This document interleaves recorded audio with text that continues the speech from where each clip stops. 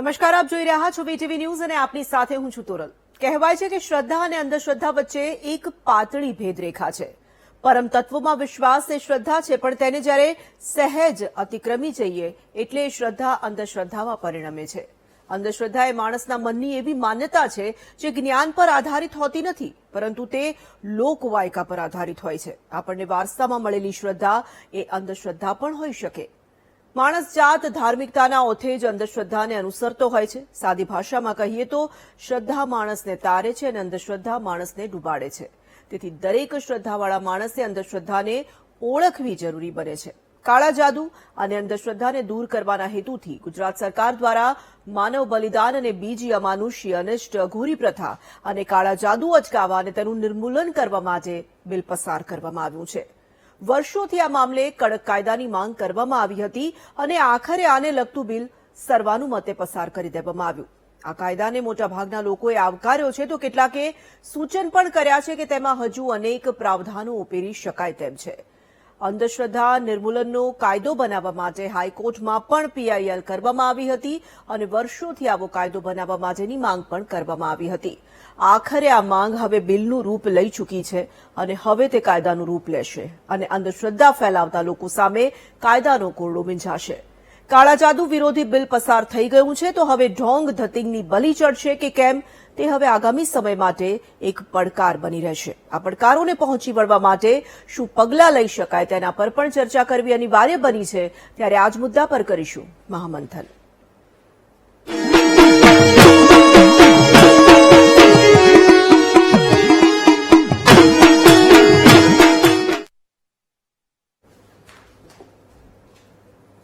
એકવીસમી સદીમાં જ્યારે માણસ જાત ચંદ્ર પર પહોંચ્યો છે, ત્યારે હજી પણ એક વર્ગ છે જે અંધશ્રદ્ધાના વાડામાં ફસાયેલો છે। કોઈ પણ સ્ત્રીને ડાકણ કહી દેવાય કે પછી અમર થઈ જવાના ગાંઠપણમાં માનવ બલિ ચડાવાય કે પોતાના જ સંતાનોને આંધળા બની અંધશ્રદ્ધામાં ડૂબી જઈ ડામ અપાય કે પછી માણસ પોતાને ભગવાન માનવા માંડે અને તેની વાતોમાં અન્ય લોકો આવી જાય, ત્યારે આપણને આ ઘટનાઓ વિચારવા પર મજબૂર કરે કે આપણે કઈ સદીમાં જીવી રહ્યા છીએ।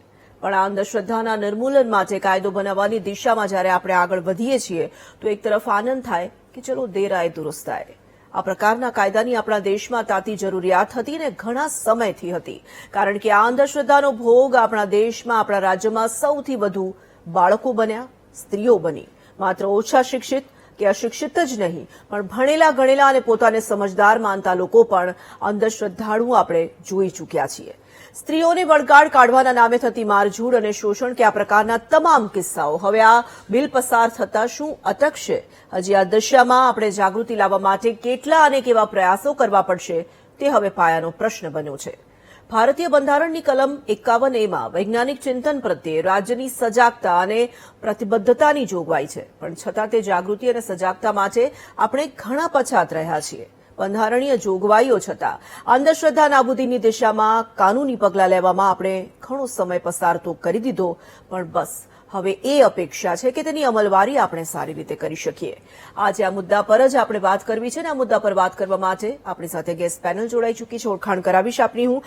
ભાજપમાંથી નેતા દીપકભાઈ જોશી આપણી સાથે જોડાઈ ચૂક્યા છે, કોંગ્રેસમાંથી નેતા નિશાંત રાવલ છે આપણી સાથે, ભુવાજી દિનેશભાઈ ચાવડા છે આપણી સાથે, નિવૃત્ત પ્રિન્સિપલ અશ્વિનભાઈ કારિયા છે અને મહંત છે બ્રહ્મચારી આશ્રમ ગોતરકાના નિજાનંદ બાપુ। આપ તમામનું ખૂબ ખૂબ સ્વાગત કરીએ છીએ। અશ્વિનભાઈ, શરૂઆત હું આપનાથી કરવા માંગીશ, આ જે બિલ પસાર થયું છે તેને આપ કેવી રીતે જોઈ રહ્યા છો અને સાથે સાથે હજી આપણે કેટલી મજલ કાપવાની બાકી છે, શું લાગે છે આપને?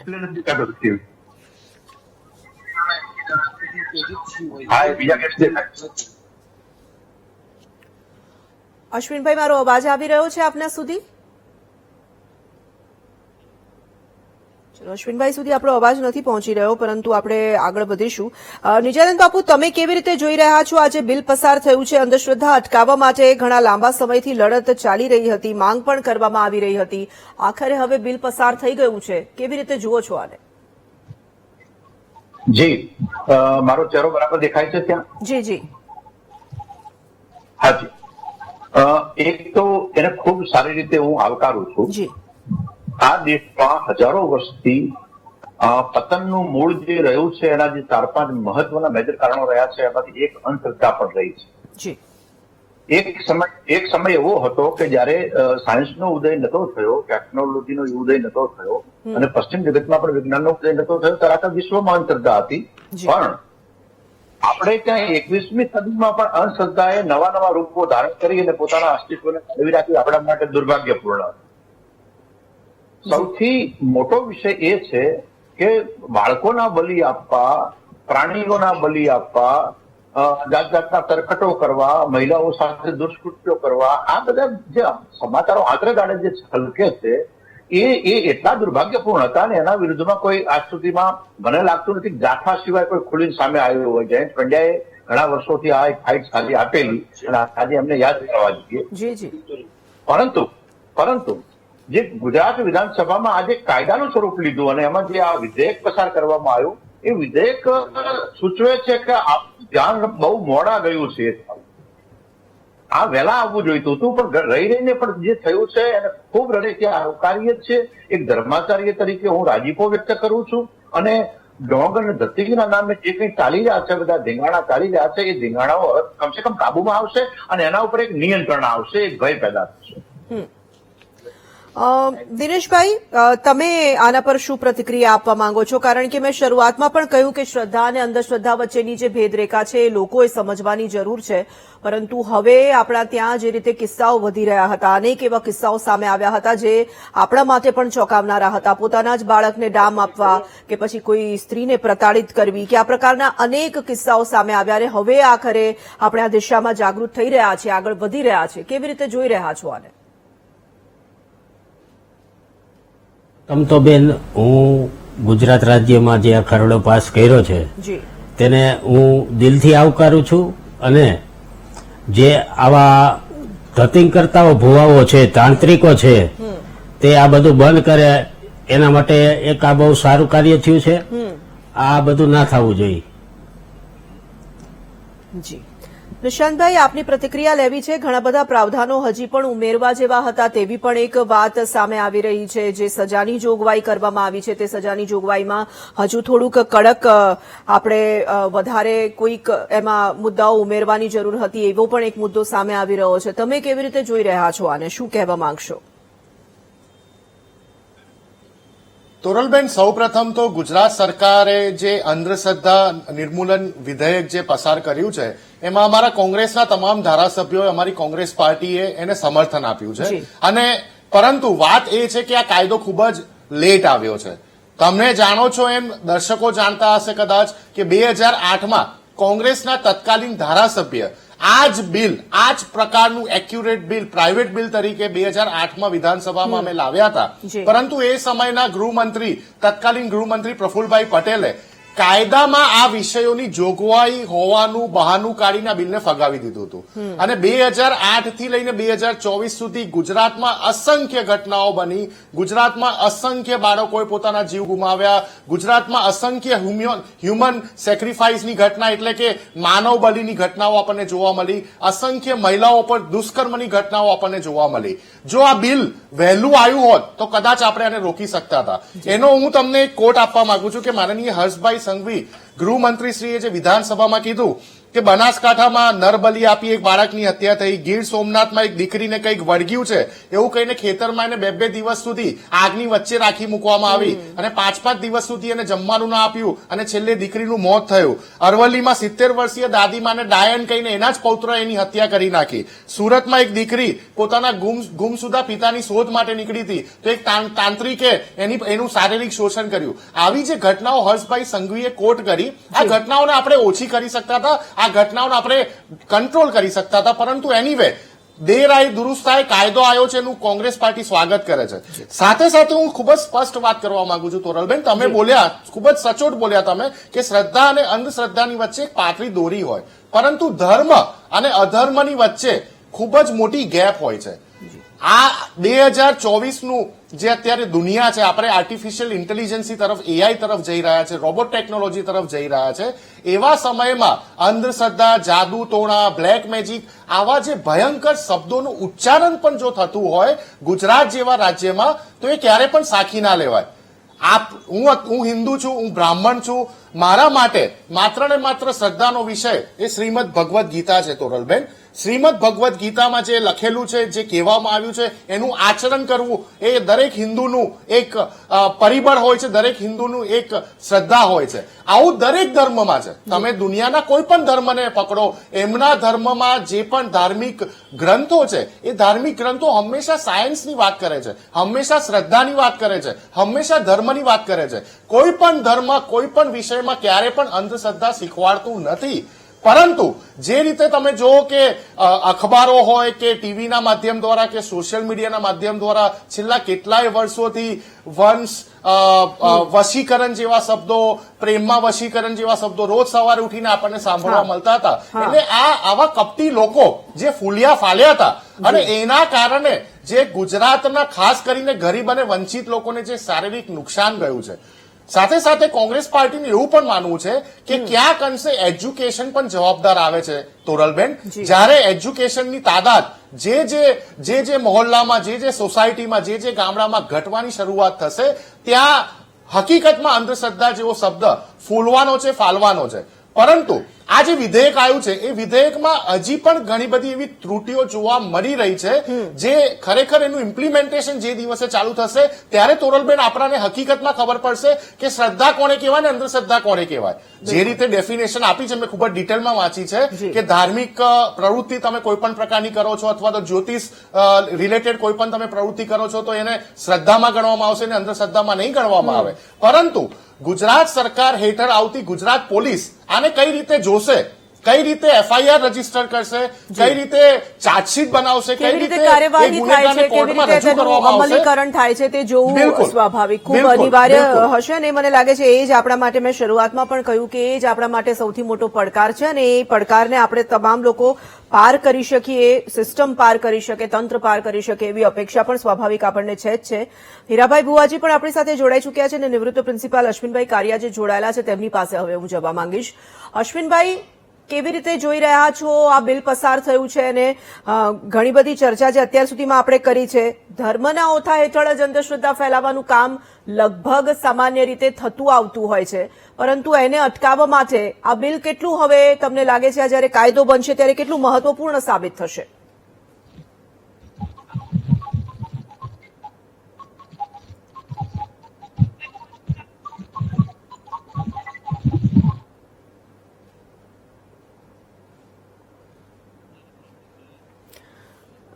મને લાગે છે કે અશ્વિનભાઈ સાથેનો સંપર્ક નથી થઈ શકતો, કઈ ટેકનિકલ ક્ષતિને કારણે. આપણે ફરીથી એમની પાસે જોડાવાનો પ્રયાસ કરીએ. હીરાભાઈ, આ કેવી રીતે જોઈ રહ્યા છો? આજે નિર્ણય કરવામાં આવ્યો છે એને આપની પાસેથી જાણવું છે.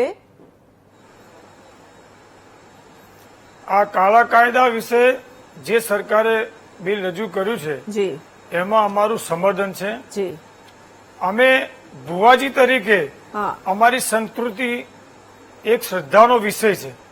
જે કોઈ પીડિત અમારી જોડે આવે, કોઈ દુઃખી અમારી જોડે આવે તો અમે એમને એક જ કહીએ છીએ કે ભાઈ જે તકલીફ છે, જે દુઃખી છે, જો તમે પીડા છે એ તમારા કુળ દેવતા પર તમે પ્રબળ વિશ્વાસ રાખો, તમારા ઈષ્ટદેવ પર વિશ્વાસ રાખો. નહીં કે કોઈ તાંત્રિક કે કાળા જાદુ કે આ વિધિ પેલી વિધિ, કોઈ પણ વિધિ કંઈ કરવાની આવતી નથી. એમાં અમારું કોઈ સમર્થન છે જ નહીં. ફક્ત ને ફક્ત જે પીડિત લોકો છે, જેને તકલીફ છે, જે દુઃખી છે, એને પોતાની કુળ દેવતા અને પોતાના ઈષ્ટદેવ પર વિશ્વાસ રાખવાનો છે. અમે ભુવાજી તરીકે પણ આ જ કહીએ છીએ કે ભાઈ તમે તમારા કુળ દેવતા પર અને તમારી કુળ ઈષ્ટ દેવતા પર વિશ્વાસ રાખો, એ જ તમારું કામ છે.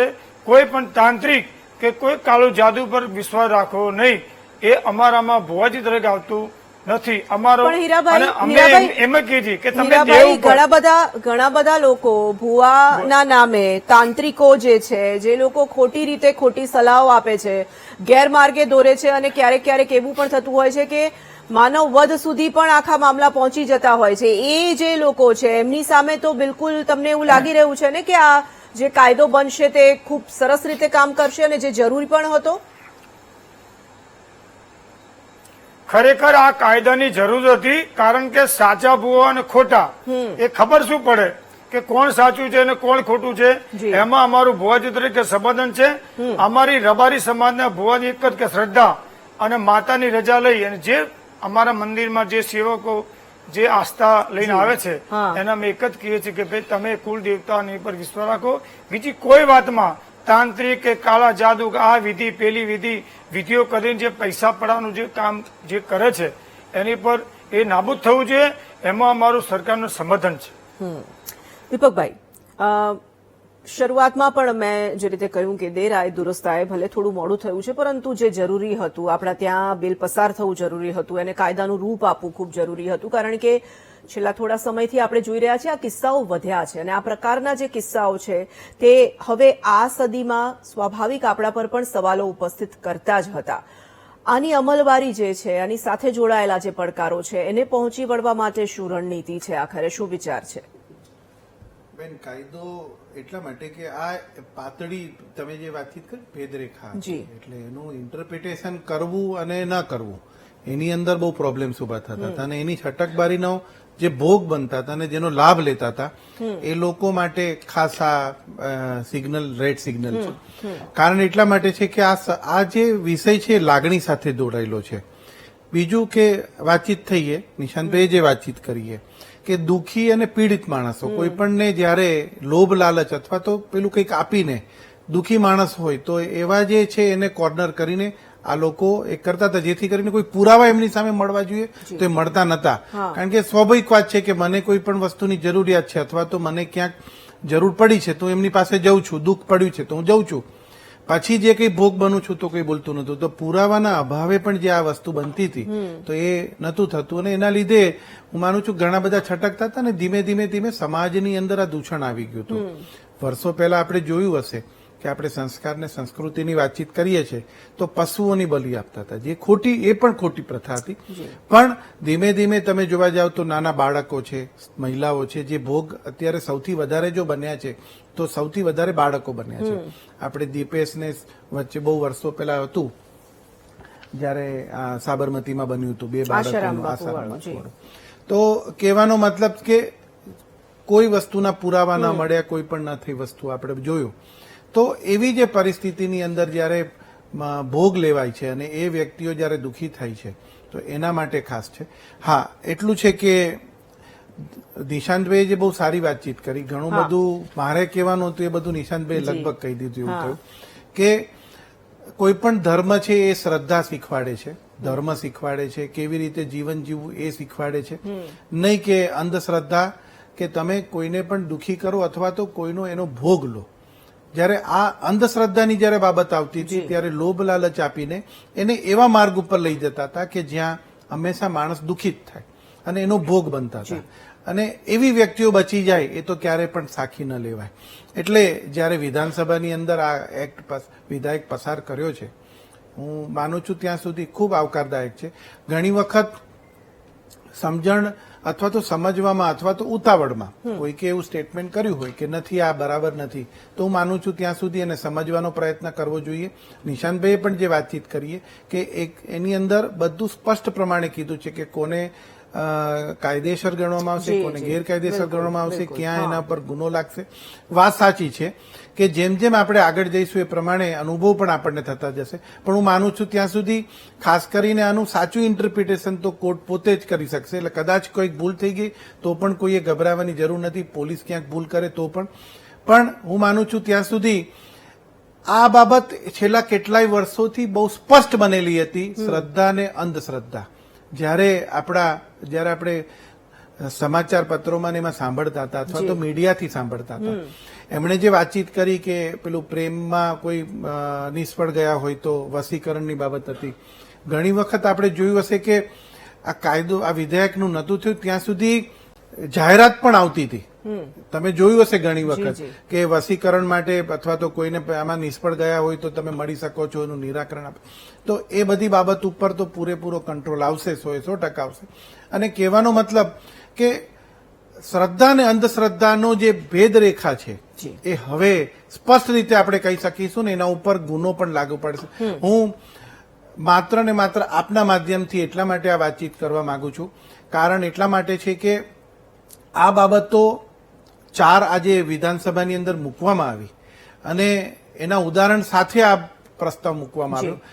પણ એવી કેટલીય બાબતો બનતી હશે કે જે હજી જાહેરમાં નથી આવી, બહાર નથી આવી. કોઈએ પણ કોઈના પ્રલોભન કે કોઈના દુઃખ કે પેલામાં કોઈ પણ માણસ કહેતો હોય કે દુઃખ દૂર કરી દઈશ અથવા તો આ વસ્તુ કરો તો તમારું દુઃખ દૂર થશે, તો એ ખોટી બાબત છે. આપણે જ્યારે 21મી સદીને એની વાતચીત કરતા હોય, ટેકનોલોજીની વાતચીત કરતા હોઈએ, ત્યારે આ બાબત ઘણી દુઃખદાયક કહેવાય આપણા માટે. પણ એટલું પણ છે કે આપણે બધા જે ભણેલા છે વ્યક્તિઓ, વાત સાચી છે કે જ્યાં એજ્યુકેશનનું પ્રમાણ ઓછું થાય છે અથવા તો ત્યાં થાય છે ત્યાં સ્પષ્ટપણે આ બધી બાબતો ઉપર આવતી હોય છે. પણ ખાસ કરીને એમને પણ સમજાવવાની જરૂર છે. મીડિયા થકી તો તમારો પ્રયાસ છે જ, પણ એનજીઓએ પણ આગળ આવીને એમને છેક સુધી સમજાવવાની જરૂર છે કે અંધશ્રદ્ધાની અંદર તમે જાવશો તો તમે દુઃખી છો, એનાથી પણ તમે વધારે દુઃખી થવાના છો. અને શિક્ષણ બહુ મહત્વપૂર્ણ દીપકભાઈ રોલ ભજવે છે અને અગત્યનું પાસું છે બેશક, પરંતુ ઘણા બધા કિસ્સાઓ આપણે એવા પણ જોયા છે કે જે ખૂબ જ શિક્ષિત હોય. મોટા મોટા શહેરોમાં પણ આ પ્રકારના કિસ્સાઓ આપણે નથી જોયા એવું છે નહીં. એટલે આ પ્રમાણ જે છે અંધશ્રદ્ધાનું, એ મને લાગે છે કે તમામ જગ્યાએ છે. શિક્ષિત અશિક્ષિત બધા જ લોકોમાં, બધા જ વર્ગમાં વધતા ઓછા પ્રમાણમાં જોવા મળે છે. અને એના માટે આ પ્રકારે આપણે આગળ વધી રહ્યા છીએ એ એક બહુ જ સરાહનીય બાબત બેશક છે જ છે. અશ્વિનભાઈ, ફરી એક વખત આપને હું આ સવાલ પૂછવાનો પ્રયાસ કરી રહી છું. જો મારો અવાજ પહોંચી રહ્યો છે તો શું પ્રતિક્રિયા છે આને લઈને? જી અશ્વિનભાઈ, શું કહેવા માંગો છો? જી, હું એ કહેવા માંગુ છું કે આ વિધેયક જે પસાર થયું એ આપણા સૌના પક્ષ છે. ગુજરાત સરકારને આપણે અભિનંદન તો ચોક્કસપણે આપીએ જ, પણ એક મોટું ક્રાંતિકારી કદમ છે જે ખરેખર ઘણા વર્ષો પહેલા લેવાવું જોઈતું હતું. કારણ શું છે કે અહીંયા જે વાતો થઈ એમાં હું થોડું ઉમેરો પણ કરીશ, એટલા માટે કે અમે દાખલા તરીકે નાના હતા, 8મા 10મા ભણતા હતા ત્યારે પોસ્ટકાર્ડ આવતા કે ફલાણી માની તમે આરાધના કરજો, એને આમ ચડાવજો અને 10 પત્રો લખજો, નહીં તો તમને મોટું નુકસાન થશે, તમારામાં કોઈ ઘાત આવશે અથવા તમારે કોઈ મૃત્યુ થશે અથવા તમે કોર્ટ કેસમાં હારી જશો. એટલે એ વખતે તો અમે બધા બહુ નાના હતા અને માતા પિતા પણ આમ બધા ગભરાટનું વાતાવરણ થઈ જતું ને મને કહેતા ચાલ તું 10 પોસ્ટકાર્ડ લખી નાખ. પણ જેમ જેમ મોટા થતા ગયા તેમ તેમ આપણને લાગતું ગયું કે આ પાખંડીઓ, કપટીઓ મોટા પ્રમાણમાં આપણા સમાજના લોકો સાથે છેતરપિંડી કરે છે, દુર્વ્યવહાર કરે છે, યૌન શોષણ કરે છે, જમીન દબાવે છે, પૈસા પડાવે છે એકના ડબલના નામે. એટલે ધૂર્તતા જે છે એનું પ્રમાણ બહુ જ વ્યાપક છે. અને તમે જે વાત કરી કે ખરેખર ઉચ્ચ શિક્ષણ પામેલા લોકો પણ આમાં બાકાત નથી.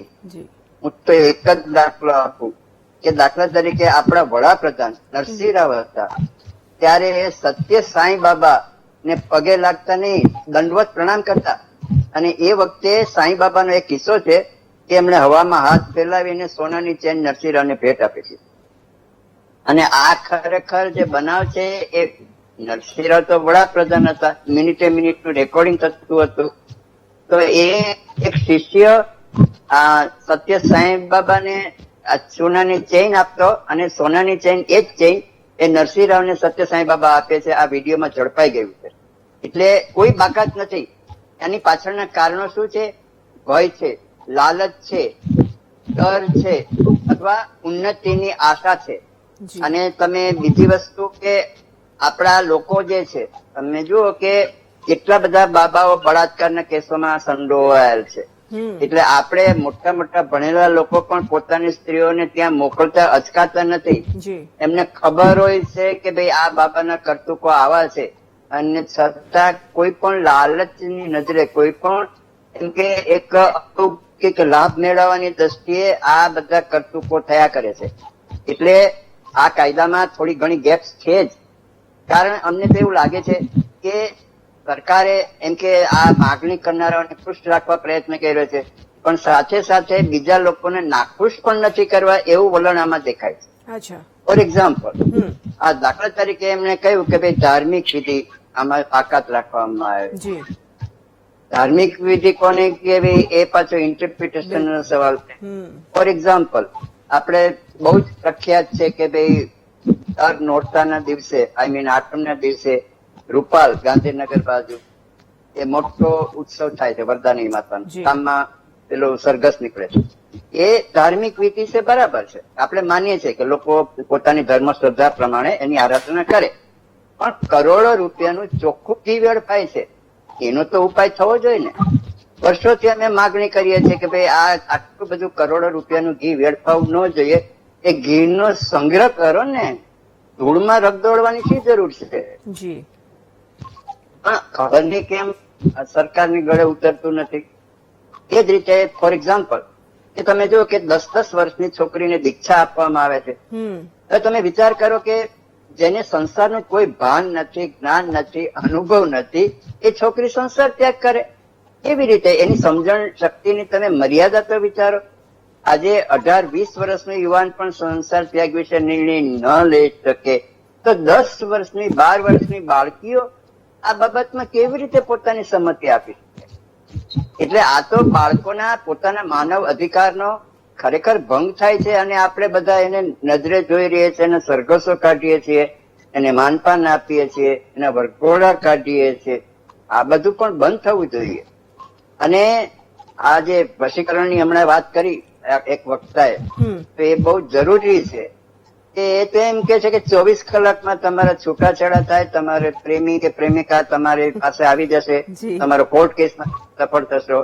અને સાથે સાથે કેટલાક બાવાઓ તો જુઓ કે આંગળીના ઇલમથી ઓપરેશન કરે છે. તો તમે વિચાર કરો, આવી બાબતોને જો પ્રોત્સાહન મળતું હોય. બેંગ્લોરમાં એક બાબા હતા, આજથી લગભગ 20 વર્ષ, કે અહીંથી ઉત્તર ગુજરાતમાંથી બસો ભરીને જતી હતી પોતાના શારીરિક દુઃખો દૂર કરવા માટે, અને એમાં માણસો મરી જતા હતા, એ કોઈને દેખાતું નતું. અને જો આવી રીતે કોઈ માણસ પોતાના હાથથી કોઈ પણ જાતના સાધન વગર, કોઈ પણ જાતની ડિગ્રી વગર જો એ ઓપરેશન કરતો હોય, તો પછી આટલી બધી મેડિકલ કોલેજની, આટલી બધી દવાખાનાઓની, આટલી મોટી મોટી હોસ્પિટલ, જસલોક જેવી હોસ્પિટલ છે, અમદાવાદની સિવિલ હોસ્પિટલ એશિયાની સૌથી મોટી હોસ્પિટલો છે, બધી બંધ કરી દેવી જોઈએ. તો આપણે ઘરે બેઠા આ બધું થઈ શકે છે, આપણા રોગ દૂર થઈ શકતા હોય. આટલી બધી મોટા પ્રમાણમાં અશ્વિનભાઈ, આપ એવું કહેવા માંગો છો કે હજુ ખેર આ દિશામાં આપણે આગળ તો વધ્યા છીએ, પરંતુ ઘણી બધી બાબતો એવી છે જેનો સમાવેશ થવો જોઈએ, અને ઘણી બધી સંવેદનશીલ બાબતોનો ઉલ્લેખ પણ આપે કર્યો છે કે જેને લઈને પણ સરકારે આકરા નિર્ણયો પર આગળ વધવું પડશે, એવું આપનો મત છે. અશ્વિનભાઈ, હું ફરી વખત પણ આપની પાસે આવીશ આ જ મુદ્દા પર વાત કરવા માટે. નિત્યાનંદ બાપુ, ધર્મ જ્યાં હોય છે, સાચો ધર્મ જ્યાં હોય છે, જે સાચી સમજ જ્યાં હોય છે, ત્યાં આ અંધશ્રદ્ધાને અવકાશ નથી. પરંતુ ધર્મના ઓથા હેઠળ વારંવાર આપણે એટલા માટે કહીએ છીએ કે જે લોકો પાખંડ કરે છે એ ધર્મનું નામ જ લે છે, અને કેટલાય લોકો જે છેતરાય છે એ ક્યાંક ને ક્યાંક સાચા ધર્મની વિધિ કે સાચા ધર્મમાં કહેવાયેલી વાત નથી જાણતા, એટલા માટે જ ભરમાઈ જાય છે અને ખોટા રસ્તા પર, અંધશ્રદ્ધાના રસ્તા પર આગળ વધી જાય છે. આ લોકો ખરેખર તમને એવું લાગે છે કે આ જે બિલ આપણે પસાર થયું છે અને હવે કાયદો બનવા જઈ રહ્યું છે, તેનાથી આ લોકોને આપણે અટકાવી શકીશું? એના માટે તો પહેલું પગલું કદાચ મને લાગે છે કે જાગૃતિ હશે, લોકો સુધી સાચી વાત પહોંચાડવી વધુ અનિવાર્ય હશે. એના માટે તમને શું લાગે છે, શું કરી શકાય? જી, પહેલો વિષય તો એ છે કે ધર્મને અને અંધશ્રદ્ધાને દૂરનો રાખવો નથી. જે અંધકારમાંથી બહાર લાવે એ ધર્મ છે. એક વ્યક્તિ અંધારામાં ચાલી રહ્યો છે, જો એની પાસે પણ એ સાચા ધર્મનું જ્ઞાન હોવું જરૂરી છે ને નિત્યાનંદ બાપુ? પ્રશ્ન એ છે, સાચા ધર્મમાં કહેવાયેલી સાચી વાતોનું જ્ઞાન હોવું જરૂરી છે, અને એ સાચું જ્ઞાન તમને કોણ આપે છે અને કોણ તમને ખોટું જ્ઞાન આપે છે, એ જે ભેદ છે એમાં જ તો ભરમાય છે ને લોકો. હા, હવે એવું કેમ થાય છે એ વાત છે કે જ્ઞાનનો આપણા ત્યાં પાર નથી. આપણે ત્યાં એક તરફ અતિશય 16મી સદીની 14મી સદીની એક બાજુ ભયંકર વિસંગતતા જેવી એક અંધશ્રદ્ધા છે, તો બીજી બાજુ આપણે ત્યાં વિશ્વને પ્રભાવિત કરે એવું આપણી પાસે નોલેજ પણ.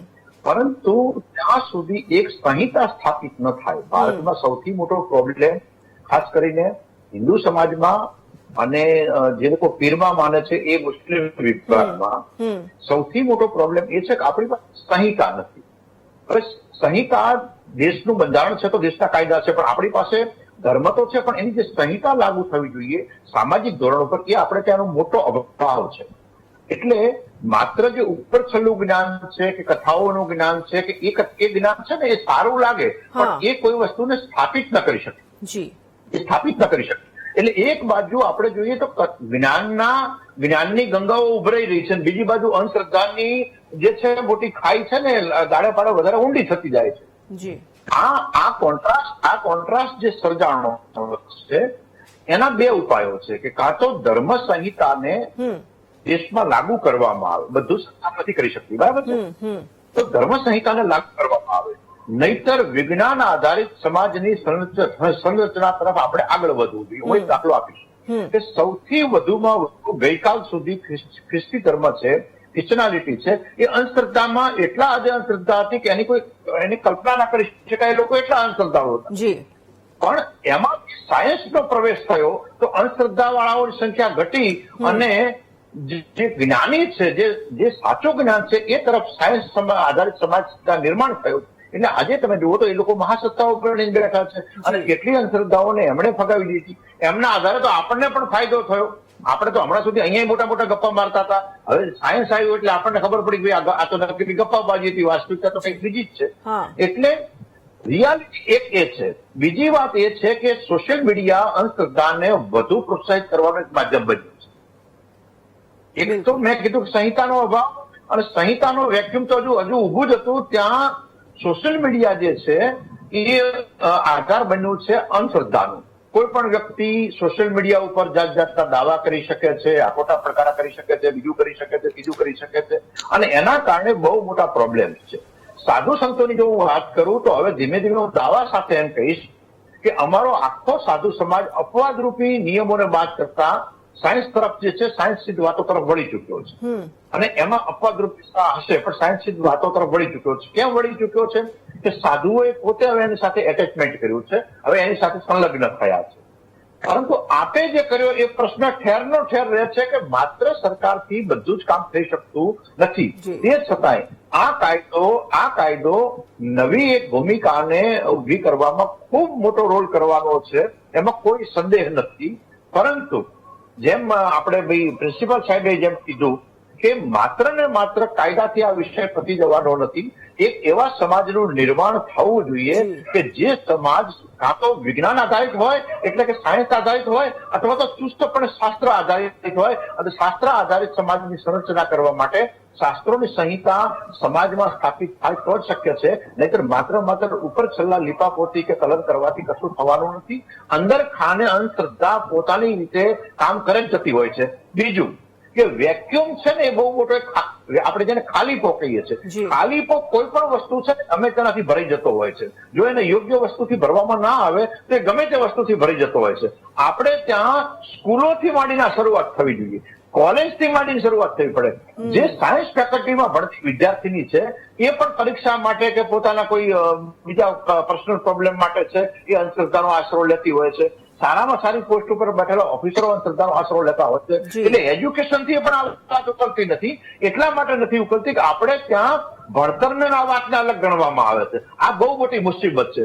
જ્યાં સુધી વિજ્ઞાનને સામાજિક રીતે સહજ સંગત નહીં બનાવી શકાય અને પ્રાઇમરીથી એનું જ્ઞાન નહીં આપવામાં આવે ત્યાં સુધી અંધશ્રદ્ધાનું નિર્મૂલન નહીં કરી શકાય. એના પર નિયંત્રણ કરી શકાશે પણ એનું નિર્મૂલન નહીં થઈ શકે. એટલે હું ઈચ્છું છું કે શિક્ષણમાં આ વિષયને દાખલ કરવામાં આવે.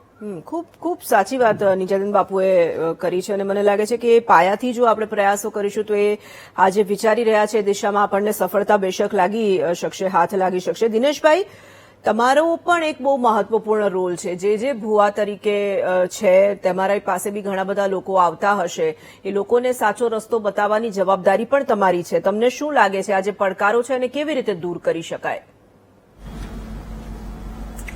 જી બેન, આવડા મોટા હિન્દુસ્તાનની અંદર, ગુજરાતની અંદર બહુ ઝાઝા લોકો દુઃખી હોય છે.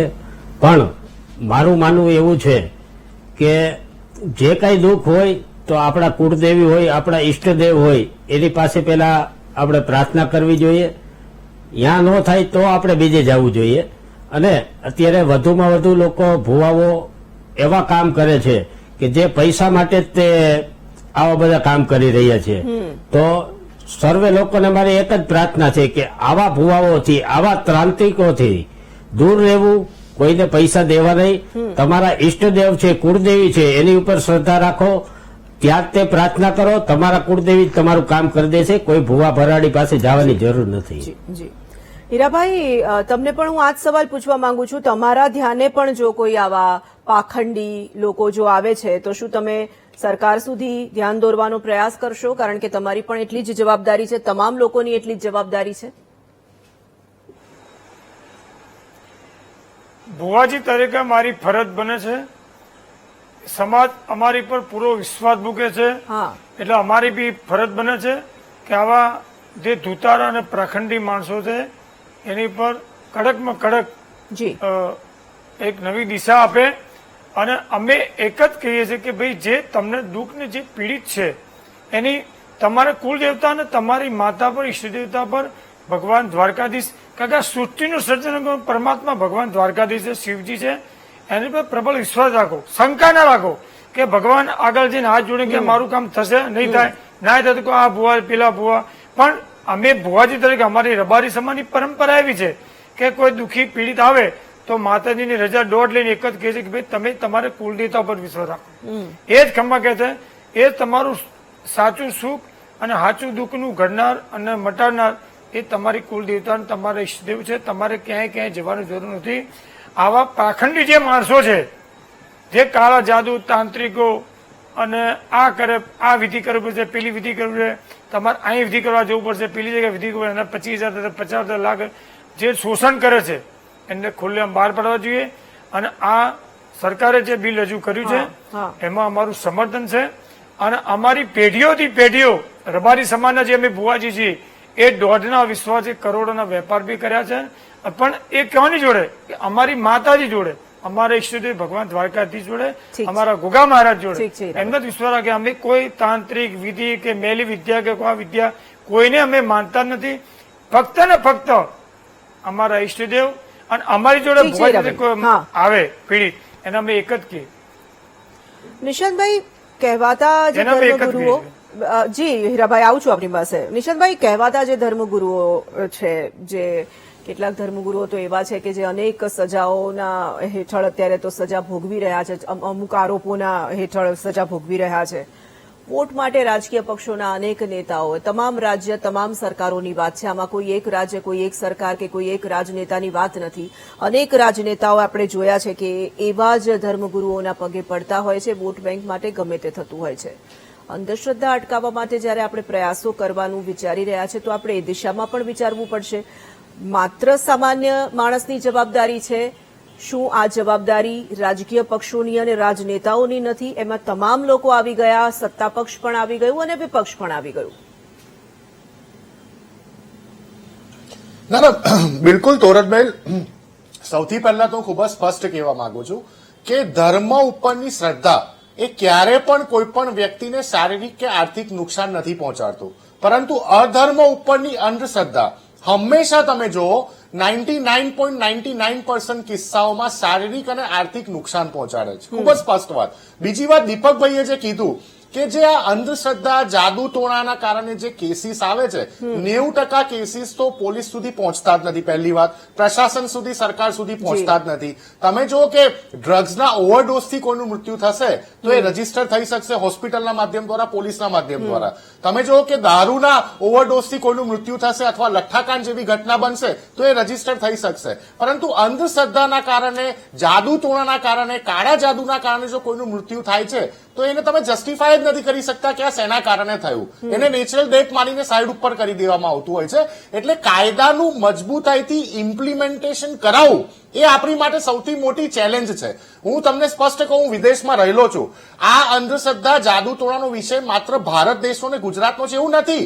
તમે જાણતા હશો એમ કે યુકેમાં, અમેરિકામાં, યુરોપમાં ગોતિક નામની એક કમ્યુનિટી છે. ગોતિક જે બેઝિકલી કાળા કપડા પહેરતી હોય છે અને જે એવિલમાં એટલે કે દાનવમાં માનતી હોય છે, ભગવાનમાં નથી માનતી હોતી. આવી એક આખી કમ્યુનિટી છે જેમાં વૃદ્ધોથી લઈને જેમાં યંગસ્ટર્સ જોડાયેલા હોય છે. પરંતુ ત્યાંના કાયદાનું ઇમ્પ્લિમેન્ટેશન એટલું પાવરફુલ હોય છે કે આ કમ્યુનિટીના લોકો, જે લોકો ભગવાનમાં શ્રદ્ધા રાખતા હોય છે, એમને નુકસાન નથી પહોંચાડી શકતા. જે આપણી ત્યાં ઊંધું થઈ રહ્યું છે કે જે લોકો આ અંધશ્રદ્ધાના વિષય સાથે જે પણ કોઈ એન્ટિટી, જે પણ કોઈ પર્સન, જે પણ કોઈ વ્યક્તિ જોડાયેલો હોય એ નુકસાનકારક હોય છે. બીજી વાત તમે કરી કે જો આપણા દેશમાં આજની તારીખે પણ એક સામાન્ય વ્યક્તિ કોઈ સામાન્ય ગુનામાં હોય એને 4-4, 5-5 વર્ષ સુધી એક પણ વખત પેરોલ ના મળતી હોય અને રામ રહીમ જેવા જેના ઉપર મોટા સિરિયસ બળાત્કારના અસંખ્ય કેસ ચાલતા હોય તોરલબેન, એ 8-8, 10-10 વખત પેરોલ ઉપર બહાર છૂટીને માત્ર 4 વર્ષના સમયમાં બહાર નીકળીને આવી જતો હોય તો એ આપણી સરકારો માટે, આપણા સમાજ માટે એક કલંકિત ઘટના છે. તમે જે સવાલ કર્યો હું એનો જવાબ આપી રહ્યો છું તોરલબેન કે આવા જે લંપટ વ્યક્તિઓ છે એ જેલના સળિયાની બહાર આપણા કાયદા મજબૂત હોવા છતાં એનું ઇમ્પ્લિમેન્ટેશન નથી એટલે બહાર આવી જાય છે ને. ચાર્જશીટો, ચાર્જ ફ્રેમો એટલી મજબૂત નથી બનતી. મારે ગુજરાતમાં, આપણા ગુજરાતમાં આપણા 6 કરોડની જનતા એવો દિવસ આગામી સમયમાં નથી જોવો કે આ અંધશ્રદ્ધા માટે બનેલા વિધેયકના ઇમ્પ્લિમેન્ટેશન માટે ફ્યુચરમાં હાઈકોર્ટે વચ્ચે આવવું પડે.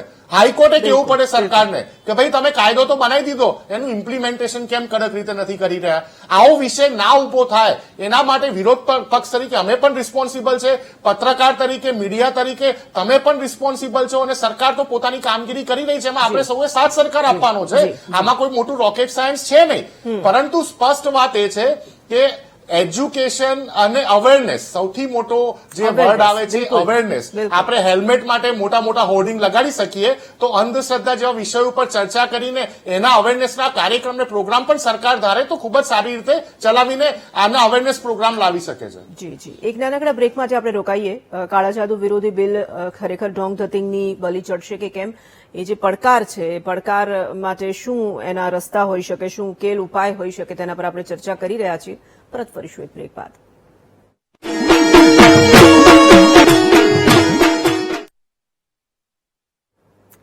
Welcome back. કાળા જાદવ વિરોધી બિલ જે છે તેમાં ઢોંગ ધતિંગની બલી ચડશે કે કેમ તેના પર આપણે આજે મહામંથનમાં ચર્ચા કરી રહ્યા છીએ. ચર્ચામાં સીધા આગળ વધીએ. દીપકભાઈ, આપણા દેશમાં અનેક કાયદાઓ છે અને કાયદાઓની અમલવારી ભલે કરાવાતી હોય પરંતુ કાયદા તોડનારા જે લોકો છે તેઓ પણ એટલા જ છે અને એ રીતે કાયદા તૂટતા જ રહે છે. કાયદાનું રક્ષણ, કાયદાની અમલવારી એ બહુ જ મોટો પડકાર છે અને તેમાં પણ જ્યારે આ વાત અંધશ્રદ્ધા સાથે જોડાયેલી છે તો તમને એવું લાગે છે કે આમાં જવાબદારીઓ ખૂબ વધારે છે પડકારોની સાથે સાથે? બેન, જે કાયદાઓ છે ને એના કરતા આજનો જે આ જે વિષય છે ને થોડોક વધારે પડતો ગંભીર છે.